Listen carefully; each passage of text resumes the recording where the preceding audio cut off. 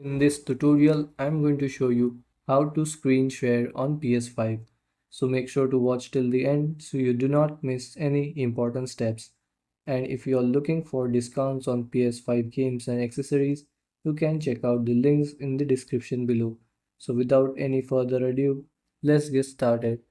So you will need to press this button on your controller, this one.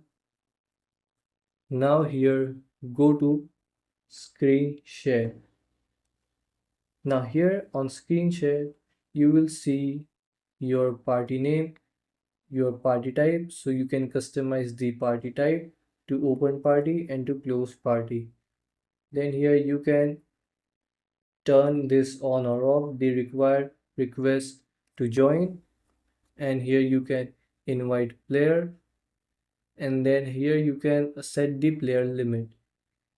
And after you have done, go on start share screen, press X and then press OK and the screen sharing will start. So this is how you can screen share on PS5. Thanks for watching.